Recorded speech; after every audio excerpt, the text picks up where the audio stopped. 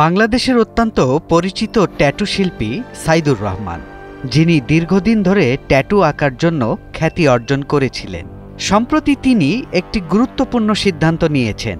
অনিয়ন্ত্রিত জীবনধারার কারণে তাকে তার চাচার জানাজায় অংশ নিতে দেওয়া হয়নি।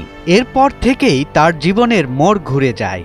ইসলামের প্রতি গভীর আকর্ষণ অনুভব করেন তিনি। তার জীবন ও কর্মে এক নতুন পরিবর্তন আনতে শুরু করেছেন। আমি আমার চাচার জানাজায় গেছিলাম, কিন্তু সেখানে গিয়ে কিন্তু আমি জানাজায় দাঁড়াইতে পারি নাই। কিন্তু আমি যেটা দেখলাম যে আমাকে দিন শেষে কেউ কোনো বন্ধুর বিয়েতে নেয় না। তাদের ভাষ্য এরকম ছিল যে আমি তো আসলে ট্যাটু করি।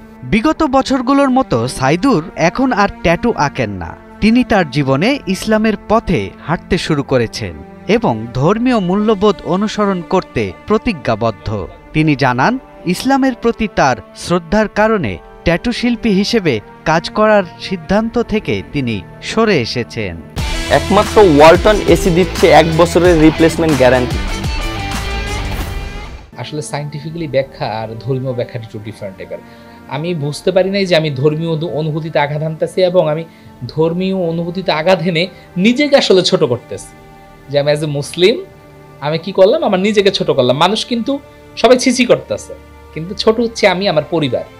বাজারে গেলে, সামাজিক অনুষ্ঠানে গেলে, কোথাও গেলে মানুষ আমাকে দেখা উহা করতেছে, সেটা আসলে ওয়াও করতেছে, সেটা আসলে একটা নেগলেটরি অংশ।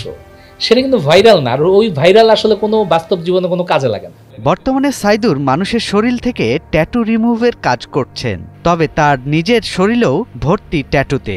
এ ব্যাপারেও ব্যাখ্যা দিয়েছেন তিনি। জানিয়েছেন তার শরীরে প্রায় 250টির বেশি ট্যাটু রয়েছে, যা একবারে রিমুভ করা সম্ভব নয়।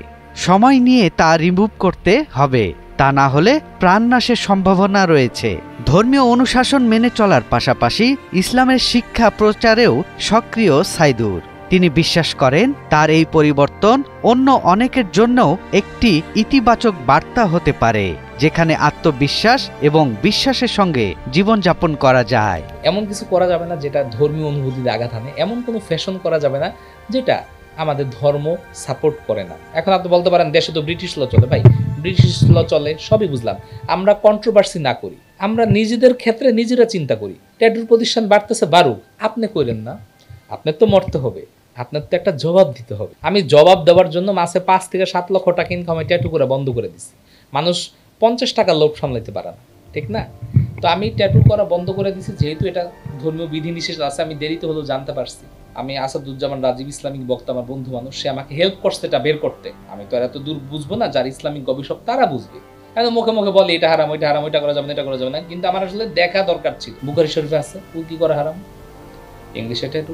এই সিদ্ধান্তের পর সাইদুর বলেন, আমি জানি অনেকেই এই পরিবর্তনকে অবাক দৃষ্টিতে দেখবে, তবে আমার বিশ্বাস আমি যে পথটি বেছে নিয়েছি তা আমার আত্মার শান্তির জন্য অত্যন্ত জরুরি ছিল। ইসলামে অনেক সুন্দর শিক্ষা রয়েছে যা জীবনকে সত্যিকারের শান্তি এবং শান্তির পথে নিয়ে যায়। আমার কাছে কষ্ট এটাই যে আমি দুপুর হলে সবাই আমাকে মনে করে, কিন্তু একটা বিয়ের অনুষ্ঠানে, একটা জন্মদিন, একটা মুসলমান অনুষ্ঠানে, একটা সামাজিক কোন অনুষ্ঠানে আমাকে কিন্তু কেউ নেয় না। তার কারণ কি জানেন? কারণ এই ট্যাটু।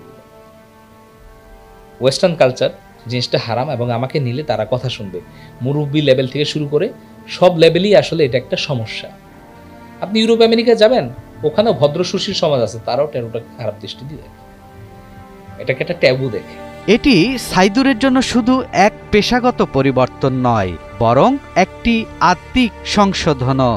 তার জীবনধারা ও দৃষ্টিভঙ্গির পরিবর্তন তার ভক্তদের জন্য একটি অনুপ্রেরণা হতে পারে, যারা জীবনের আরও গভীর অর্থ খুঁজে বের করার চেষ্টা করছেন।